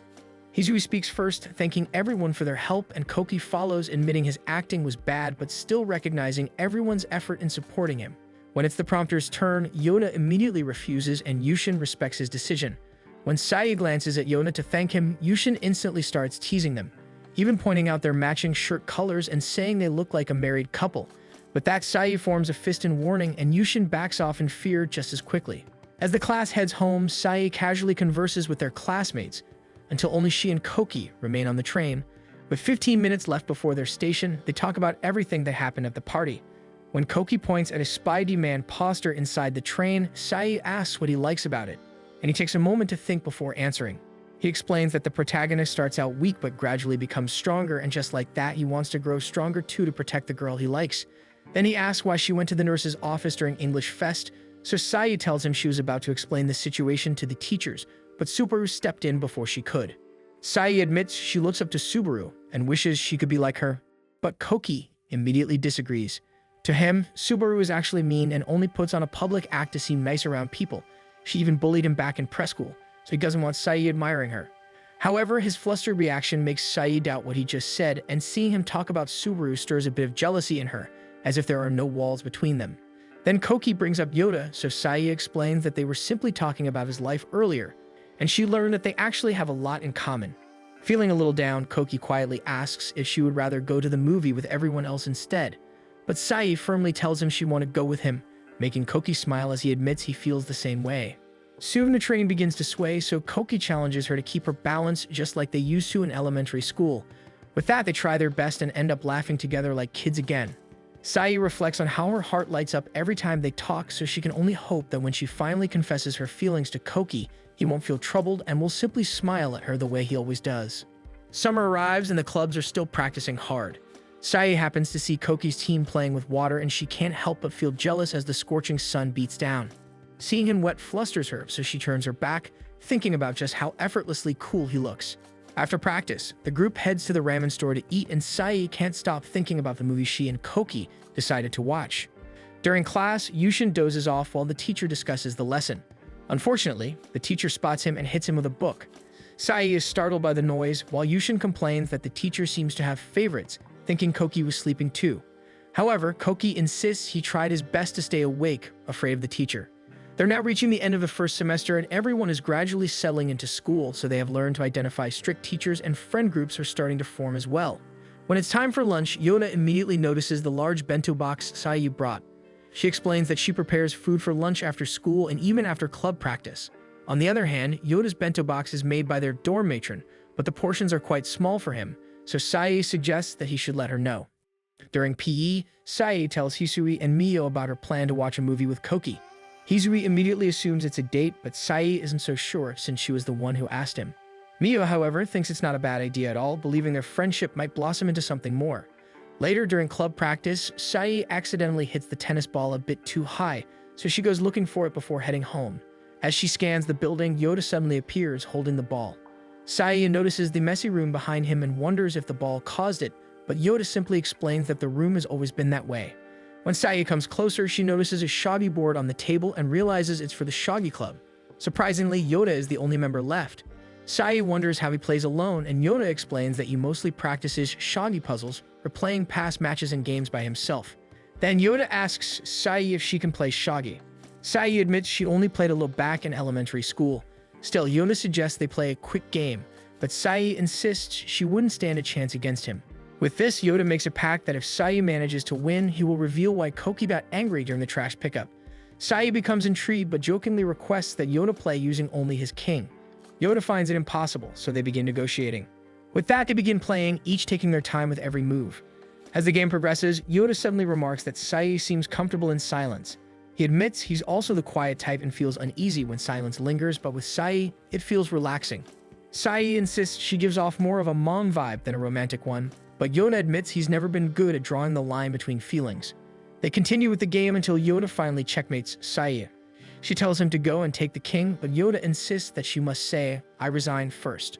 Suddenly, Koki appears in the doorway and Sayu shares how good Yoda is at shogi. Koki assumes Yoda was toying with her, and Yoda admits he only wanted the game to last longer. Sayu guesses it's because he feels lonely playing alone. Koki and Yoda continue talking, so Koki leans closer to Sayu, making her heart flutter. She shyly asks if he's heading home alone, but Koki says he's waiting for someone. Meanwhile, Koki and Yoda discuss Takuya's recent haircut lines and whether they violate school rules. Feeling disappointed that she and Koki couldn't walk home together, Sayu decides to head home first. Just as she's about to leave, Yoda calls out, inviting her to come by again next time while Koki reminds her about the movie they're planning to watch. That night, Sayu and Koki are texting to finalize the schedule for their movie since both of them have club practice. Sayu is amazed at how quickly Koki replies. Then suddenly, she receives a new friend request from Yoda, which she accepts. Sayu reflects on how Yoda's perspective feels so different from hers. She had always seen Koki as special, so she assumed that was the only way anything could begin. But Yoda proved her wrong. Then she remembers she never put the shogi pieces away from their game. The next day during lunch, Sayu forgets her chopsticks and heads to the school store to buy some. The store is crowded, but as she scans the people, she notices Subaru. Despite her small size, she still manages to help others. When Subaru turns around, she spots Sayu and immediately recognizes her as Koki's friend. She'd asked for her name, so Sayu introduces herself to her. Then Subaru grabs Sayu's hand, urging her to get in line since people are starting to cut in. Sayu realizes that Subaru is small but assertive, even treating her like a friend despite just meeting her. Later, Subaru asks about Sayu and Koki going to the movies together. To Subaru, Koki is still the same kid from preschool, and she remembers him as a wimp. All of Subaru's words remind Sayu of what Koki had said before, especially when Subaru mentions that Koki used to call her a star. Sayu instantly recalls Koki's description of the girl he likes, being a star brighter than the sun. Even though she tries to stop herself from overthinking, her thoughts spiral further. Subaru apologizes if Koki ever invited Sayu to the movies in a childish way, but Sayu insists she never sees Koki as childish. They both pause as the vendor asks if they're going to buy anything. With that, Sayu quickly grabs her chopsticks and thanks Subaru before leaving. In her eyes, Koki has always been cool, contrary to what Subaru thinks. When it's time for the movie, her friends advise her on what to wear. As Sayu steps off the escalator, she immediately spots Koki waiting for her. They ride the train together, and Koki notices her earrings. He also casually compliments her outfit, and Sayu can't help but blush. Soon, the train passes through a curve, and the two get swayed, causing them to bump their heads into each other. They both get flustered, and when it settles down again, Koki apologizes. At the cinema, Sayu still feels like she's dreaming about it. When they reach the elevator, they're about to step in, but it maxes out the moment Sai enters. Without hesitation, Koki steps back out so they can take the next one together. In the theater, they settle into their seats and Sai can't keep her eyes off him until she notices children sitting behind them. Seeing them struggling, she quickly scoots down in her chair and Koki does the same. Sai quietly regrets not choosing the other seat, thinking she could have seen Koki from a better angle. The movie soon begins, and in one intense scene, Sai suddenly feels Koki flinch. He apologizes right away, but Sai becomes even more flustered by how close their faces are when talking. Though Koki seems unfazed by it, Sai can't stop wondering why he was flustered earlier on the train too. As the scenes grow more intense in the movie, Sai can't help sneaking glances at Koki. Just then he looks back at her, catching her in the act and leaving her flustered, unsure if she simply imagined it. When the movie reaches its end, the female antagonist is revealed to be the protagonist's mother, which causes both of them to jolt in shock. On their way out, they're still discussing that final scene. Then, Koki asks what she usually does with her friends after watching a movie, so Sai tells him they normally grab lunch and stroll around before heading home. With that, Koki casually suggests they do the same today. Sai brightens instantly at the thought of spending more time with him. They find a place to eat and continue chatting about the film. When Sai takes her first bite, her face lights up in delight and Koki watches her reaction with a smile. Wanting to share his food, he tells her to try his. Though hesitant, Sai shyly leans in for a spoonful, and the moment she tastes it, her eyes brighten once more. Sai is just about to ask Koki a question when two guys suddenly approach and call out to him. She recognizes them from their junior high school. They casually greet Koki and start chatting about random things. They also greet Sai, so Koki mentions that she goes to the same school as him and that they had just finished watching the movie together. When the guys begin asking about the film, they end up crowding into Koki's seat, prompting him to shoo them away. When they finally decide to leave, Sai can't shake the thought that they're probably wondering why she's out with Koki in the first place. That brings Koki back to Sai's question, so she asks him about the time in elementary school when he couldn't drink soda. Koki admits he only started drinking it in junior high. Sai never knew about it, mostly because they barely talked back then, but Koki says they probably would have talked more if they had been in the same class. It was only during the banner making that they really started speaking again, and he remembers how Sai complimented his design even when the teacher complained about it. Koki then asks how she even found out about the soda, and Sai recalls hearing it from someone when they went to his house together. Koki doesn't quite remember the details aside from her visiting his place. Thinking about it makes Sai recall the memories, and Koki realizes they've known each other for ages. He even pauses to count the years and finds out it's been 10 years already. After they finish eating, Koki heads to the bathroom and Sai needs to go as well. While washing up, Sai feels as though the two of them made up for all those years in junior high when they barely spoke. Sai finishes first and waits for Koki outside. While standing, two guys approach her, explaining that they're sightseeing and asking for directions, so Sai tries her best to guide them.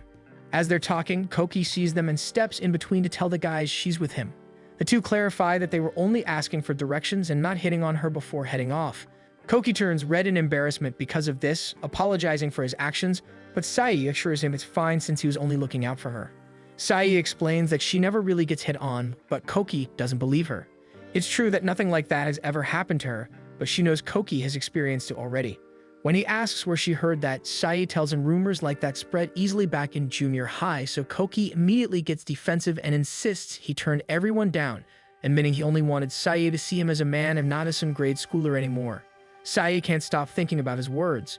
Even if she isn't the star he once talked about, she still hopes he sees her. That will be enough to make her heart feel full. Nearby, people start mentioning curfew, prompting Koki to ask if she has one.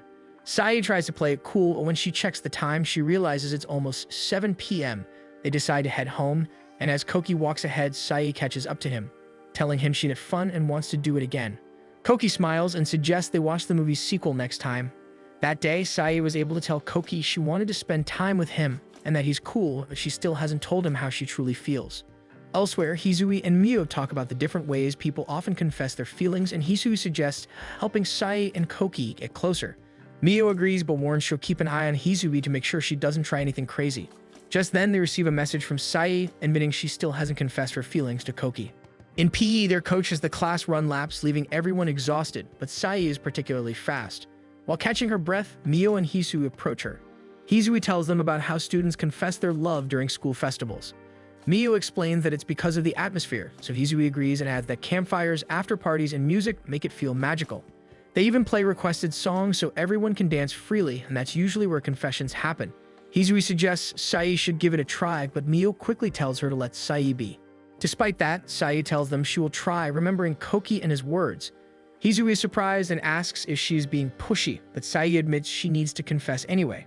At that moment, she is determined to face Koki, not just for her present self, but for her younger self who has always liked him. Just then, Koki arrives, congratulating Sae for finishing as the second placer. Sae reacts awkwardly, which leaves Koki a bit confused. But he needs to go, so he leaves them there. Once Koki is gone, Sae covers her face in embarrassment. Just thinking about confessing her feelings to him makes her nervous. Her friends try to comfort her, but she insists she's just figuring out what she wants to say first. The next day in class, the teacher talks about the school festival, even hinting that the fun part will be at the after party, which makes both Sae and Yona cringe at his reaction. He quickly shifts the topic to assign committee members for the festival. He explains that the class will need one girl and one boy to pair up.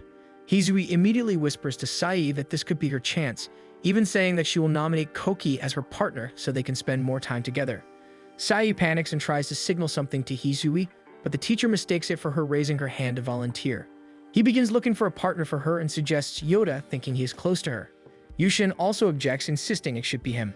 Just then, Koki interrupts, pointing out that Sae has club practice and a busy schedule, but notes that Yushin seems like a good fit for the role. Mio volunteers as well, saying she isn't part of any club so she can do it. In the end, the teacher assigns Mio and Yushin to be committee partners. Yoda asks Sae if she feels relieved, and she nods in agreement. Yoda admits he does too, but realizes he wouldn't mind if he were paired with her. He also becomes curious about the after-party their teacher mentioned. Sae recalls Hizui saying that it's when people usually confess their feelings, but she pretends not to know anything. Later, Subaru introduces herself in front of everyone as the committee chair for the upcoming festival. She explains her role in overseeing all preparations and assures students that they can approach her with any questions or concerns. Her words draw the attention of the crowd, and the students immediately erupt in cheers. Subaru also brings up the famous request box and boldly declares that she is single, which earns reactions from the crowd. Sae thinks about how dazzling Subaru is, and yet she views Koki as a child. Deep down, Sae feels relieved knowing Subaru isn't interested in him at all. Later, during their homeroom, Yushin tries to hype everyone up while Mio takes an organized approach, immediately diving into the details of the festival. Their opposite personalities clash, leaving them totally out of sync. Yoda tells Sae that the festival will have prizes, while Mio continues presenting ideas for possible exhibits. Once homeroom ends, Sae starts thinking about the exhibit, but a rumbling noise interrupts her thoughts. Yoda admits it's just his stomach complaining, so Sae immediately figures it must be because of his tiny bento boxes. However, Yoda explains that he's usually broke by the end of the month, so Sae pulls out some bread for him. Yoda promises to pay her back, though Sae tells him it's fine. At the same time, Koki notices them and offers Yoda his jelly drink as well, but Yoda chooses the bread instead. With that, Sae lets him choose between the two types she has, and after picking one, Sae quietly admires how thoughtful Koki is for offering his drink. Just as she gets ready to head out, Sae suddenly falls face first onto Yoda's desk. Embarrassed, she gets up and rushes out of the room. In the classroom, Koki chats with Yoda about his life in the dorms, mentioning that maybe that's why Yoda seems so mature. But Yoda insists he has always been like that. Then he casually asks Koki about his friendship with Sae, saying he plans to invite her to play shogi with him again. At that, Koki wants to know what Yoda will do if he refuses. Yoda only shrugs, saying it's none of Koki's business, so he's going to invite her either way. Meanwhile, Sae walks through the hallway with her mind still stuck on Subaru. Just then, she spots two students dropping something into a box and assumes it must be the famous request box. This makes her wonder if she'll really be able to confess her feelings to Koki at the festival and how he might react if she does. As she continues, Sae suddenly notices Subaru's painting being vandalized by another student. When the boy sees her, he runs and leaves the marker behind, so Sae steps closer to inspect when Subaru suddenly appears. Sae braces herself for suspicion, but to her surprise, Subaru only asks if she saw who did it. Seconds later, Koki arrives behind Subaru, and she quickly explains the situation. Koki immediately defends Sae, saying she didn't do it, though Subaru already knows Sae isn't the culprit. Surprisingly, Subaru doesn't seem bothered at all. This makes Sae realize Subaru is a good person, even if she sees Koki as a child. Feeling guilty, Sae apologizes for sounding rude to her the other day. But Subaru only replies that Sae was right to say what she said, leaving Sae lost in thought once again. Subaru and Koki head toward the student council room, and Sae suddenly feels like a little kid being left behind again. With that, she hurries after them and grabs the paper bag Subaru is carrying to help her. But the bag tears open and the contents scatter across the hallway. Panicking, Sae begins to gather everything, and Koki also bends down to help. Subaru tries to tease Sae, but Koki snaps at her, prompting her to apologize and let Sae carry the bags. Still, something about Subaru's tone reminds Sai of elementary school Koki, except his voice is deeper now. When they reach the student council room, no one else is there, so they let themselves in. As they set the bags down, Subaru pulls out one of the decorations and tucks it on Sai's ear, asking Koki if Sai looks cute, and he agrees without hesitation. Sai observes how Koki talks to Subaru in a rough way, like he's speaking to his guy friends. When Subaru's eyes land on Koki's arm, she notices how sunburned it is. Then she starts squeezing it, and although Koki scolds her, she keeps doing it anyway. Sai can't help feeling envious as Subaru can touch Koki so easily, while she can barely handle standing near him. As they chat about getting tan during activities, Sai notices how fair Subaru is. But the moment breaks when the student council members suddenly arrive. They begin discussing festival preparations, so Koki quietly invites Sai to head out. Before leaving, Sai asks about Subaru's vandalized painting, and Subaru casually replies that she'll deal with it later, then cheerfully reminds both of them to request a song for the after-party. As they head out, Sai can't take her mind off Subaru's painting, so she asks Koki if it would be right for her to try wiping it, and Koki agrees they can try. The two begin gently wiping the ink, and while they work, Koki asks Sai what song he should request for the after-party. Sai assumes he has no idea and that the after-party is basically a confession event. The next day, the survey results for the class's exhibit theme are announced, and space wins. With that, Mio asks the class for ideas. In an instant, suggestions start pouring out, leaving Mio scrambling to write everything down as fast as she can. After class, Mio goes through her notes trying to organize them when Sai approaches her to offer help, and Hisui joins in as well, causing Mio to slump onto her desk in relief. While walking, Mio and Sai continue talking about the festival when Hisui suddenly rushes toward them, out of breath. She tells them that Yushin acted strangely with her earlier. Hisui explains that Yushin told her he had something to say to her during the after-party, so she instinctively panicked, said no, and ran away. Just then, Koki and Yona also approach, asking if they know where Yushin is headed since they just saw him speeding away on his bike. Hearing this, Mio instantly fumes in anger. That's when they realize that as a class committee member, Yushin hasn't done anything to help her. Koki asks why everyone is even talking about the after-party, so Hisui rushes to explain that there's a rumor saying confessions usually happen there. Mio snaps, telling them to look for Yushin as she has to stay behind as a class committee member. Sai immediately volunteers to find him, but Yoda shuts that down, worried Yushin might end up falling for her instead. Hisui backs him up, saying Yushin could easily think Saeed is into him. So Koki ends up volunteering to go instead, and Mio suggests he try the riverbank. The girls stay behind and talk about Yushin. Hisui confesses she feels guilty, but Mio tells her none of this is her fault, though she admits she could have been gentler. Now it's up to Yushin to decide how he'll handle rejection. Hearing this, Sai also reflects on how hard being rejected truly is. That Yoda receives a message from Koki saying he already found Yushin at the riverbank but wants to talk to him first before bringing him back. Mio fumes again, insisting they should just head back already, but Sai wants to go see him, and Hisui decides to tag along so she can turn him down properly. While cycling, Sai reflects on how difficult it might be if she were rejected by Koki. Just then, they hear Yushin's voice arguing with Koki, and the two decide to hide under the bridge to spy on them. Koki scolds Yushin for leaving his responsibilities at the festival, but he refuses to listen. Yushin argues that because Koki is good-looking, he wouldn't understand, and his remarks only make Koki angrier. Koki counters, pointing out that not everyone chooses people based on looks, specifically, not him.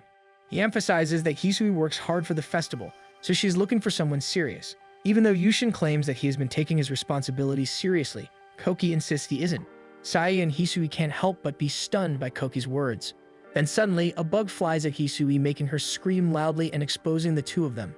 Yushin immediately assumes Hisui was so worried that she came looking for him, so he steadies himself and decides to return to the festival.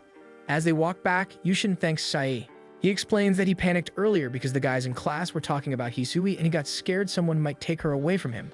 Sai realizes they're in the same situation, so she understands him completely and tells him that his courage is admirable.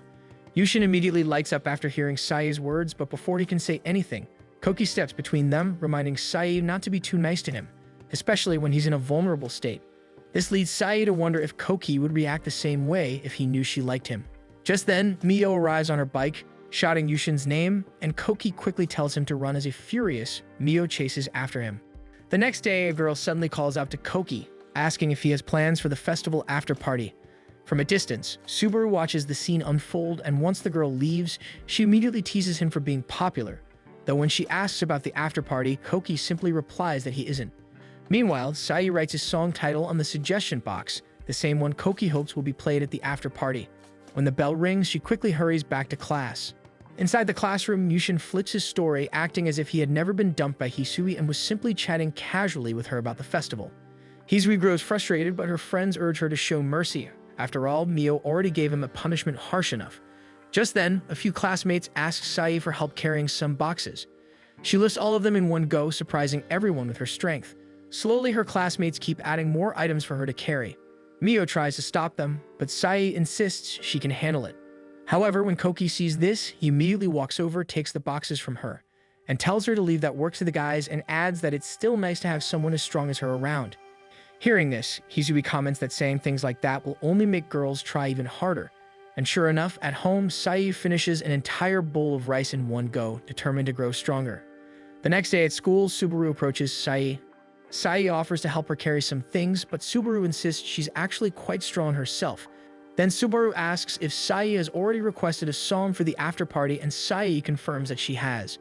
Soon, Subaru's classmates rush over to take her measurements for her costume.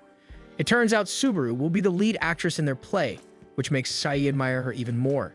Just then, an announcement calls for Subaru, prompting Sai to excuse herself as well.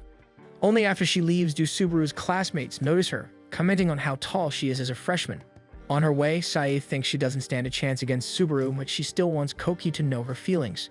Later, Hisui excitedly announces that she already got 4 invitations to the after-party, while both Mio and Sai had received any. Hisui's friends hype her up, calling her cute and popular.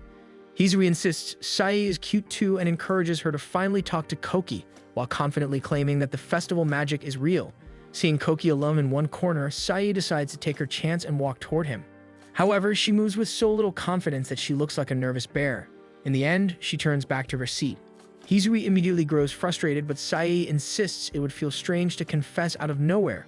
While helping with the decorations, Sai keeps thinking about how she should confess to Koki, and suddenly he appears beside her, offering to help. While doing so, some paint splatters onto his shirt, and while Sai urges him to wash it off, he insists it's barely noticeable, so he lets it be. Then Hisui shows up and snaps a photo of them together, so Koki leans closer to Sai for the picture. 10 days before the festival, the class scrambles for preparations, and Sai hasn't been able to talk to Koki properly for a while. Just then, a few classmates interrupt and ask her to hold the decoration in place until the glue dries, which is probably a long time. Meanwhile, Hisui walks around taking photos, and though Sai tries to call for help, she doesn't hear her. Fortunately, Yoda steps in to help her. As they hold it together, Sai and Yoda begin talking. Yoda shares that in his junior high, he only had 7 classmates, so a festival this big feels overwhelming. Surprisingly, even Sai, who has lived in the city her whole life, finds the festival new as well. Their conversation continues, and Yoda tells her more about his hometown, where mountains are everywhere and the roads aren't even paved. Because of that, he never learned to ride a bike. Sai finds the idea of a mountainous town beautiful and says she'd like to see it someday.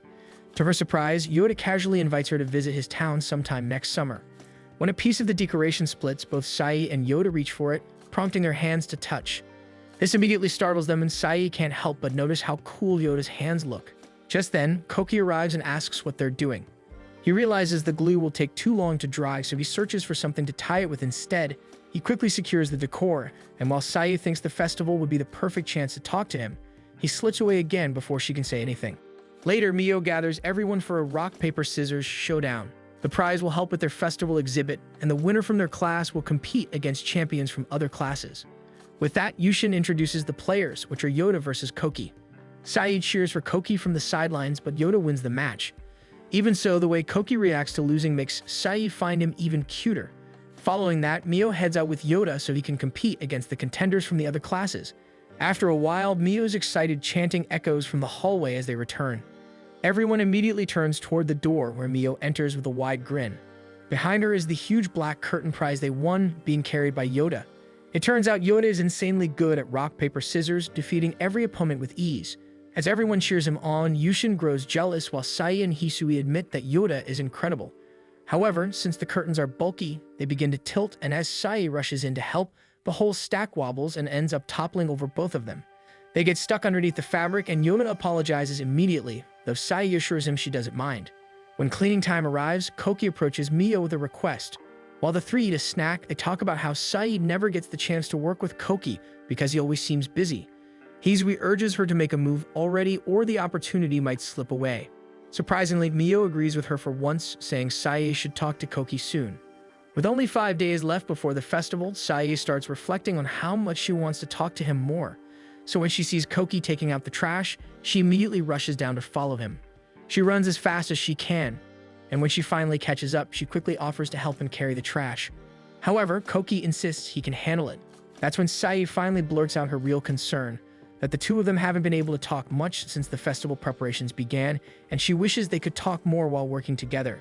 What Sae doesn't realize is that Koki has actually been trying to help her by reducing her workload. He explains that people tend to rely on Sae a lot, but now he can carry more boxes than she can. His words bring her back to their days in elementary school when Koki used to be small and she was always the one carrying more boxes.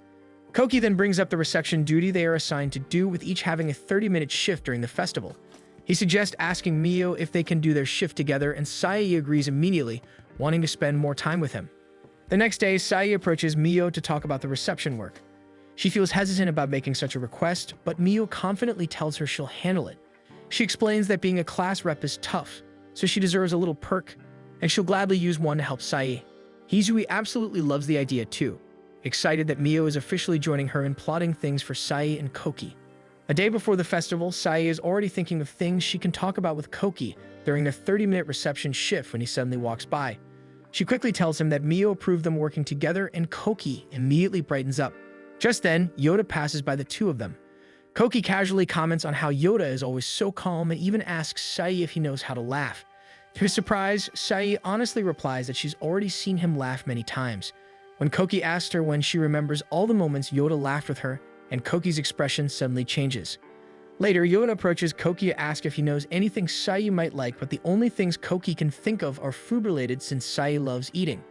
Yoda then asks which food she prefers, and Koki tells him milk, recalling their elementary school days together, but when he turns around to face him, Yoda is already gone.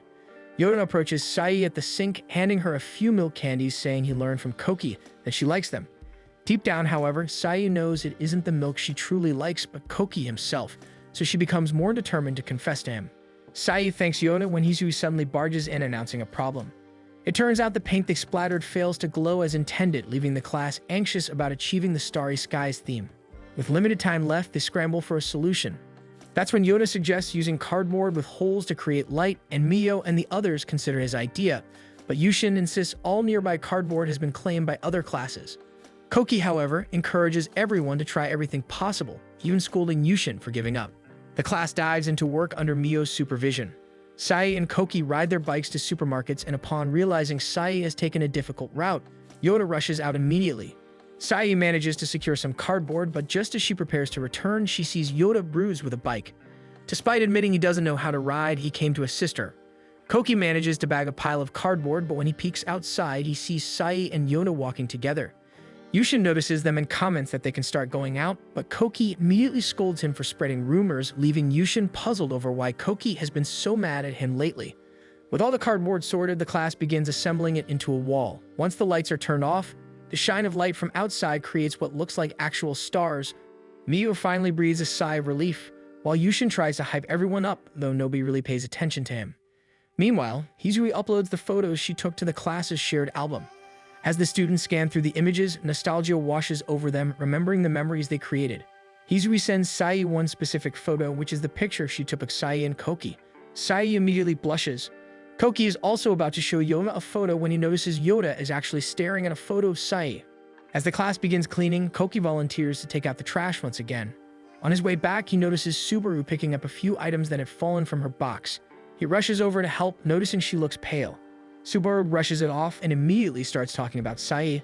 She tells Koki that he and Sae look cute together and suggests they should go out, but Koki insists that Sae likes someone else. Subaru counters, saying Sae seems to like him, but Koki remains sure it isn't true and that Sae is simply kind to everyone around her. With that, Subaru asks if he knows who Sae likes, but Koki admits he hasn't asked her. Subaru stands up, remarking that Koki was much braver as a little kid, leaving him confused. Suddenly, Subaru is called to the art room and rushes off, but after taking just a few steps, she falls instantly. At the classroom, the students gather by the window, stunned as they see Koki carrying Subaru while running. The sight shocks everyone, especially Sae, who feels her heart skip a beat, because in their school, rumors spread quickly when things like that happen. Thanks for watching. Make sure to subscribe so you don't miss new episodes every week.